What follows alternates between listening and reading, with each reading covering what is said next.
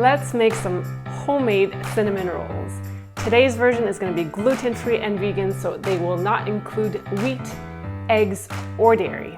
And I will even include details on how to make both a yeasted version and a sourdough version. So yes, a gluten-free sourdough version. So let's get started. This recipe includes roux, which is cooked flour and water, and that is the first step. So let me show you how to do that. So you're gonna start by turning on your heat on a low setting and preferably using a non-stick pan because that works well. And we are going to be including or mixing 2 tablespoons of flour. And in this case, it could be brown rice flour or sorghum. So today I'm going to use brown rice flour and I'm going to mix it with half a cup of water. This process takes 2 minutes. Only 2 minutes, no longer, no less. So you combine both the flour and the water and you stir it pretty much continuously for about 2 minutes. The reason we want to mix continuously is because we don't want it to stick. Even though it's on a low heat, it's just best to keep moving it around because it cooks really fast. I'm going to turn it off. So basically this is what you're looking for. You're looking for a paste-like consistency. You don't want to cook it too long because then it's going to get like drier. You want it to be moist, but you just want it to be like a thick paste. So I'm going to go ahead and just spread it out a little bit just so it will cool faster this way. I'm going to set it out of the way and then we can proceed with the second step. The second step is quite simple, depending on if you're making the yeasted version and or the sourdough version. They differ a little bit, but because today I'm showing you how to mix the sourdough version, we're gonna go ahead and sift the dry ingredients and then we can add the wet ingredients, which is going to include half a cup of gluten-free sourdough starter.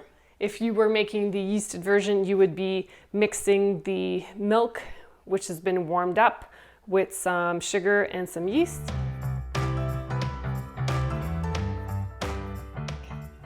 We are going to include 1 cup of sorghum flour, 1 cup of brown rice flour, half a cup of millet flour. I think for the millet, if you didn't not have any, you could just increase either the sorghum or the brown rice flour to compensate for the millet, and or maybe introduce buckwheat flour as an alternative. This recipe does include starches. Today I'm using potato starch, and this is half a cup. I'm including half a cup of arrowroot starch as well. Let's just get this in here. You can shake it. And it's important to mix the dry ingredients after you've sifted them, just to make sure that they're well mixed. And to the flour and starches, we're gonna add 1 tablespoon of psyllium husk, which is whole. If you have ground psyllium husk, just maybe include a little bit less. We are also going to put the 1 tablespoon of coconut palm sugar. If you were making the yeasted version, I actually put the sugar in with the warm plant milk. But for the sourdough version, we're putting it into the dry ingredients. For this recipe and to help lighten the rolls a little bit, I also add 1 teaspoon of gluten-free, corn-free, and aluminum-free baking powder. There was a request in my last video for the recipe to make this. Just comment below if you want the actual recipe to make your own baking powder at home that's gluten-free, corn-free, and aluminum-free. So this is 1 teaspoon. It's just a little to help lighten the rolls as much as we can, being that this is a gluten-free, egg-free, and dairy-free recipe. We are going to add half a teaspoon of sea salt because all baked goods tend to require a little bit of salt to help with the flavor. So these were all the dry ingredients. In my notes, I'm gonna have 1 tablespoon of lemon juice. This step is optional if you're making either the yeasted or the sourdough version, but because sourdough starter already has a bit of a sourness to it, I'm gonna leave it out for this batch. But if you like something a little bit more sour, then go ahead and include it in the ingredients. So we are going to check on the roux. So the roux has cooled down a little bit, and you can tell because the edges kind of crisp up. We're just gonna scrape it. It makes about half a cup of roux. So this is what it looks like. Making the roux, I used this method in one of my last videos, and I'll include a link to that one too, just in case you're intrigued by this method. To me, for the gluten-free and vegan recipes, I find it just helps to stick things together and help to improve the texture as well. So if you've never tried it, you can give it a go. We are going to add the 1 cup of warm plant milk. I'm using hemp milk. If you don't have hemp milk, you can use whatever type of plant milk you might have at home. If you can make it yourself, it's even better. I tend to prefer hemp milk because I can make it here very easily at home by including some hemp hearts or some hemp seeds with some water. I'll include the details to how to make your homemade milk if you are not sure how to do it. If you can consume nuts, you can make a nut milk as well. You could use soy, rice. Please note that I've not tested any other types of milk. I tend to use this one because we are a nut and peanut free home, so hemp milk is pretty safe in terms of allergens. I'm gonna go ahead and just add the whole cup of hemp milk. It was brought to my attention by somebody. I had my friend test these cinnamon rolls, and because I consume hemp milk a lot, I don't notice the earthy, perhaps slightly bitter flavor to it.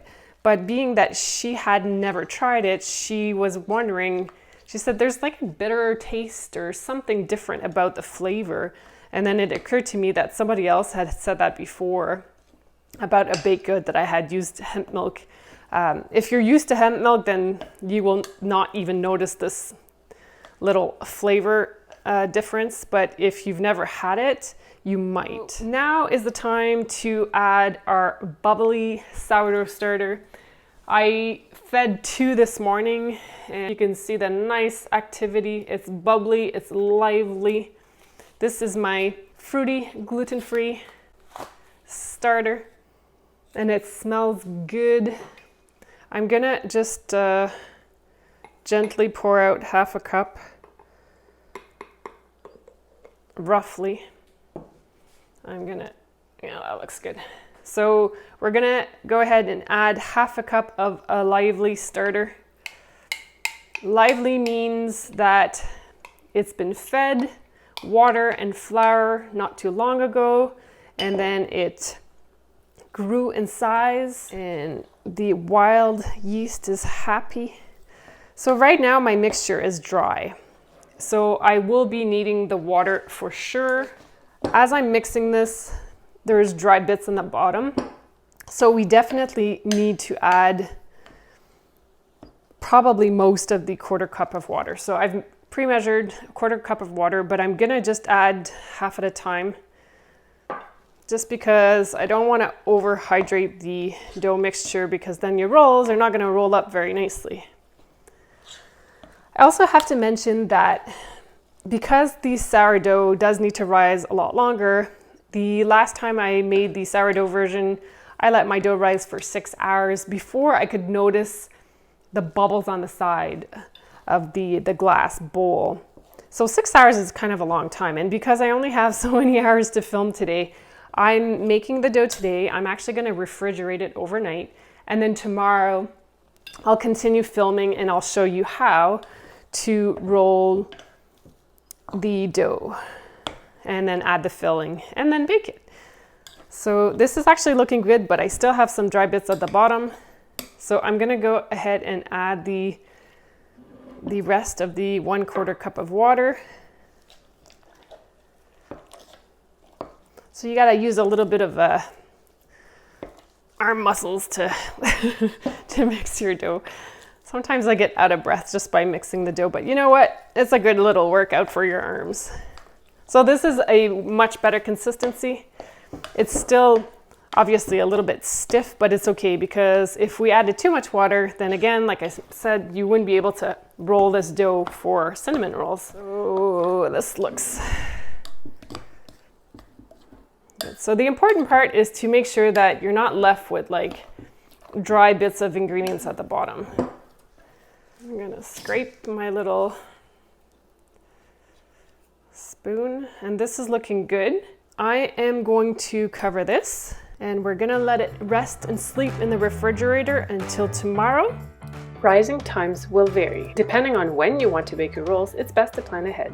Sourdough version can rise for 6 to 8 hours at room temperature, or the sourdough can be refrigerated for 12 to 18 hours. The yeasted version needs up to 2 hours to rise at room temperature.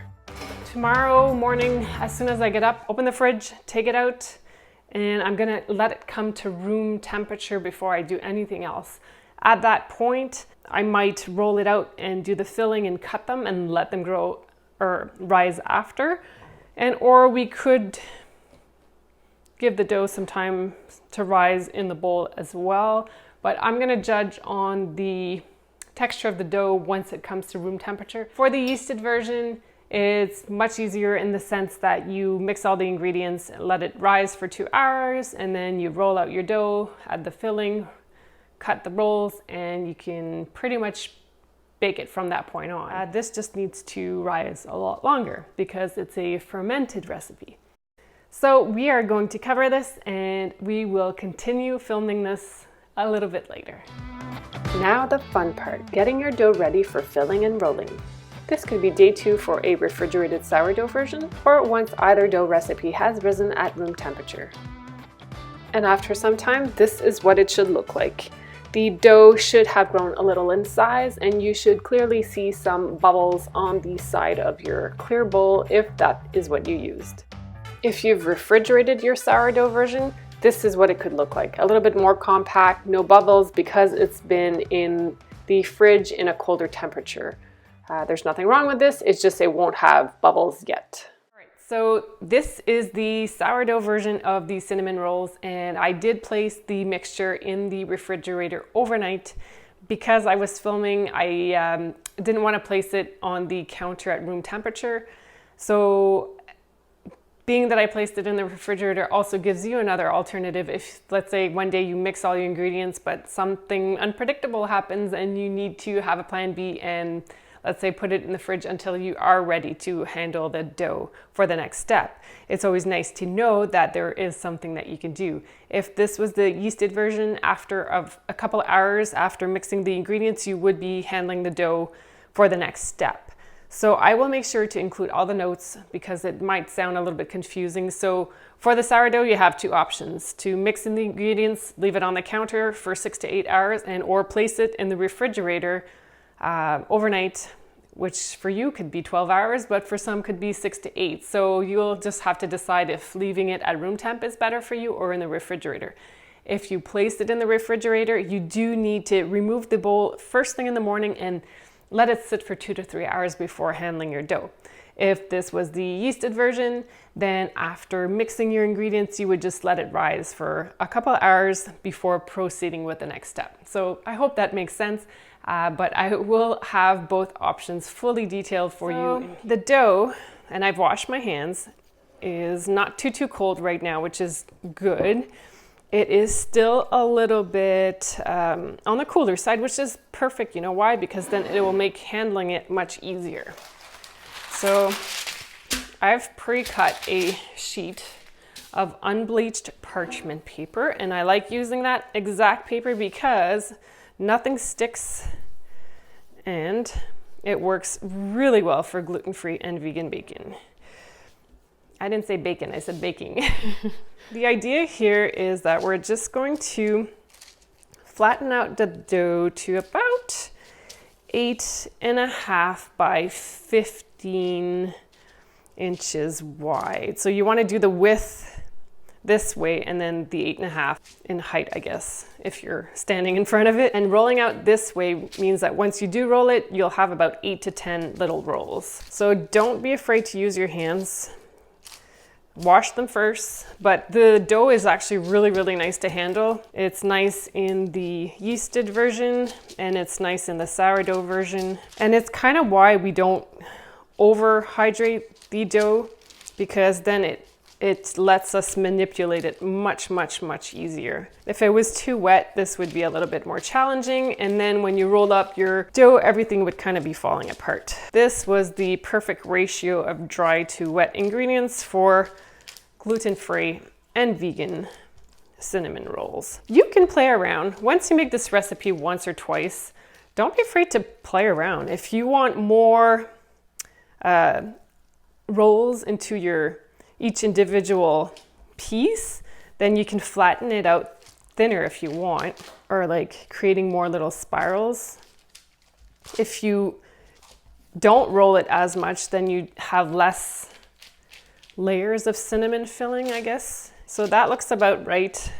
And for me, I know that if I do this, it's about 15, and this is 8.5. So that looks about just right. So I'm just gonna move this here for one quick second. And where's my bowl? Oh, I put it here.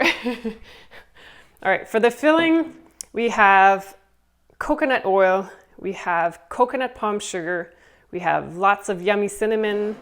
You have the option of adding nutmeg. It's optional. If you are not a nutmeg person, just leave it out. And then we're gonna add 1 teaspoon of vanilla extract.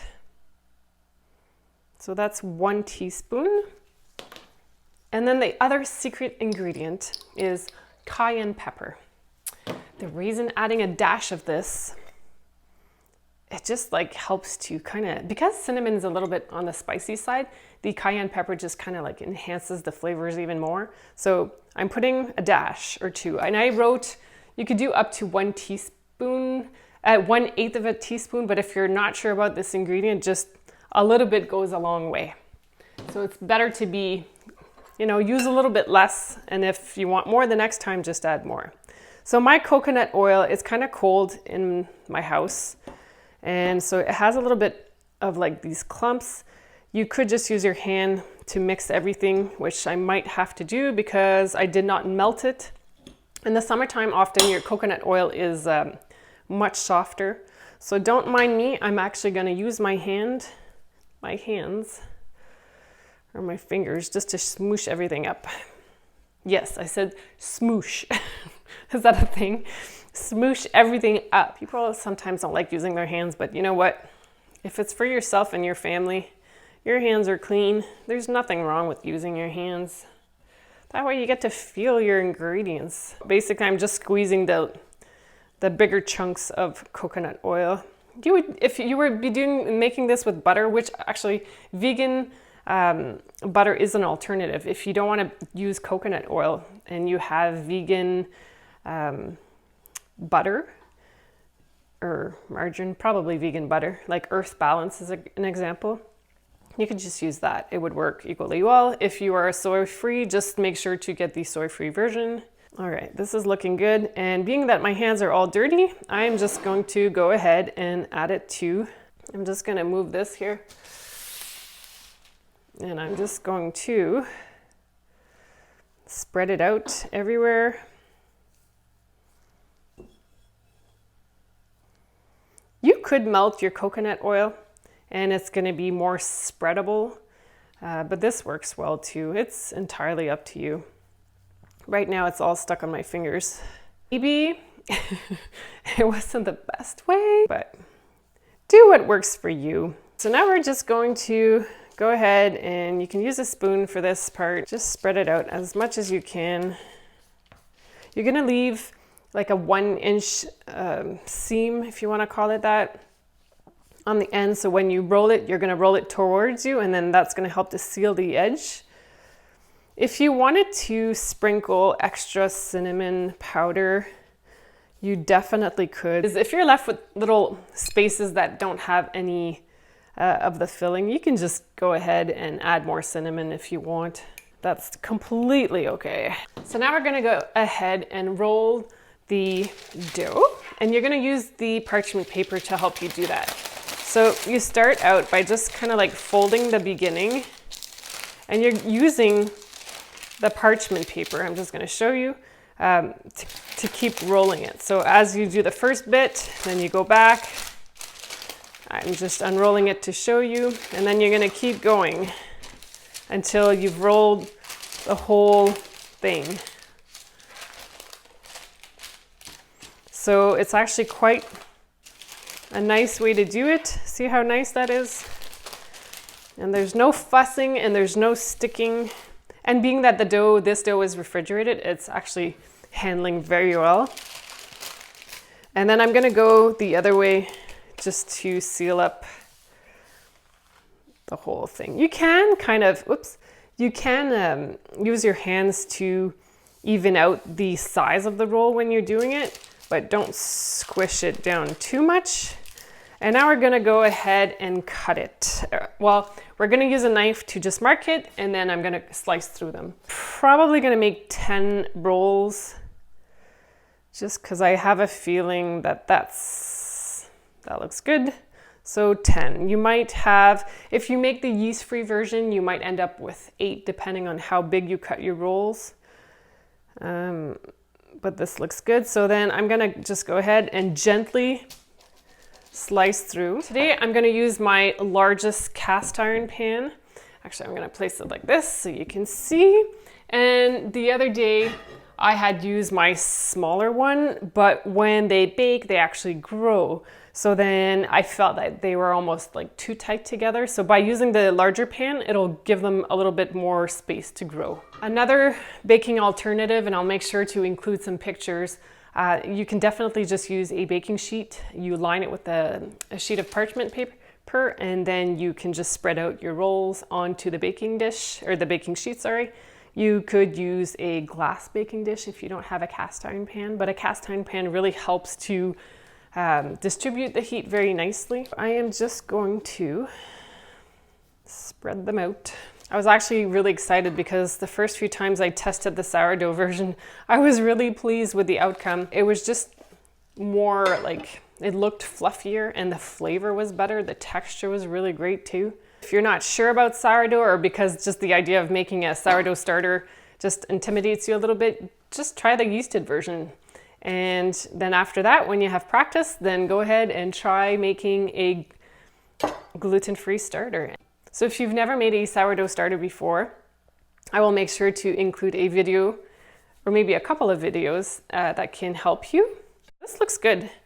We're gonna place this one here, and we're gonna place this one here. While you let your oven preheat, I'm gonna turn it on right now. I'm setting the temperature at 375 Fahrenheit. So once you cut the rolls and you've placed them in your cast iron pan, your baking dish, or your baking sheet, let them rise a little bit. You could wait 30 minutes to 1 hour. I like to place my dish or my cast iron pan right on top of the stove, because when the oven warms up, in my case anyways, it's a little bit warmer in that area, so it'll give these a chance to kind of like poof up a little bit before we can bake them. I would probably do the same thing if that was the yeasted version. So with the yeasted version, after I roll them out and place them in the baking dish, I would probably wait 30 minutes to an hour as well while my oven is preheating. So this works for both methods.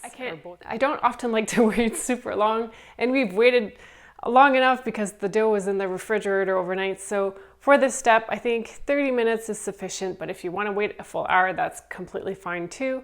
Let's get ready to bake the cinnamon rolls. When we are baking, we're going to create some steam I'm going to be tossing a few ice cubes on a baking sheet that's been placed on the bottom rack, and I will make sure to include a picture of that so you know what I mean. So let's go ahead and put everything in the oven right now.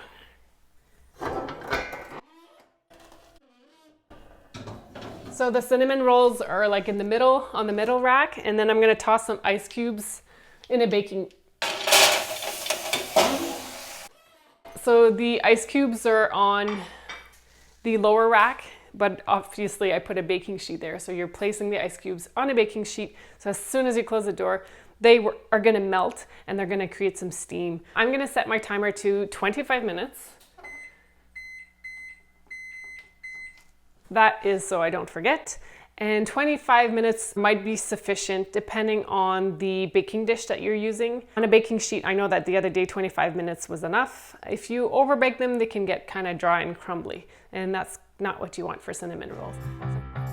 So while these cinnamon rolls are baking, I'm going to show you just how easy it is to prepare a simple glaze for the rolls.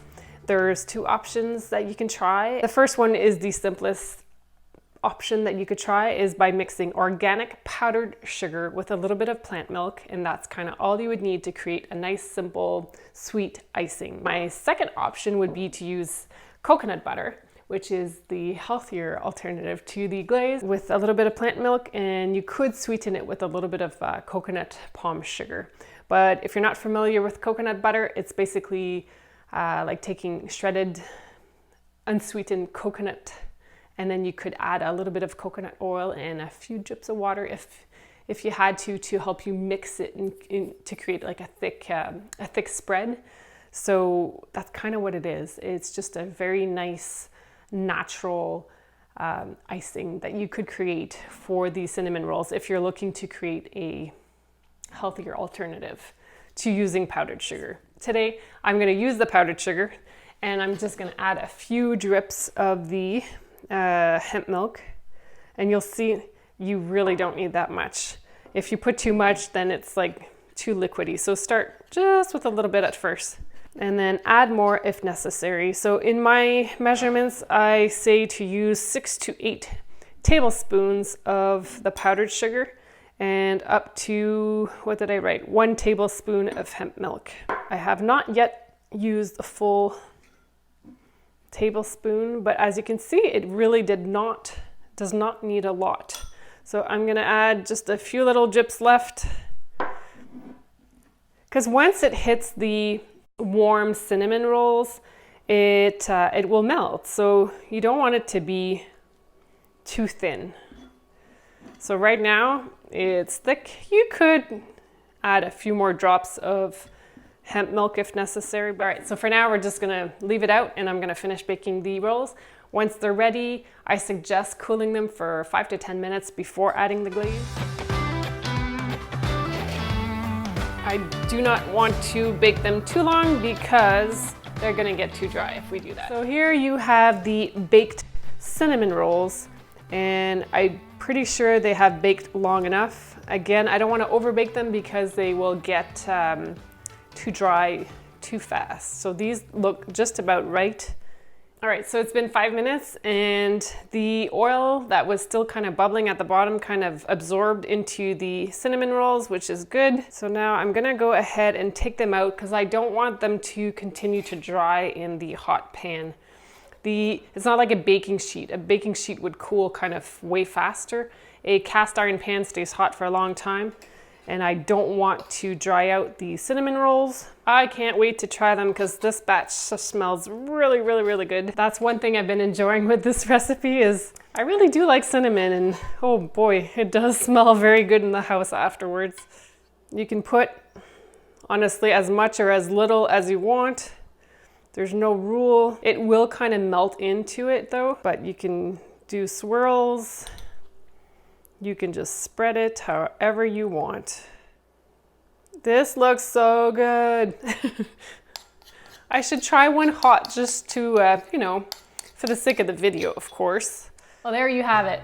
We have some homemade cinnamon rolls with the option of making them with a sourdough starter and or with active dry yeast. And I think both versions are pretty darn tasty if you ask me. So if you are on a gluten-free and vegan lifestyle, or you bake without eggs or dairy and you happen to be gluten-free, well, this recipe might be right for you. So I really hope you give it a try. I thank you for watching, and I will see you in the next one. This is really good, especially hot.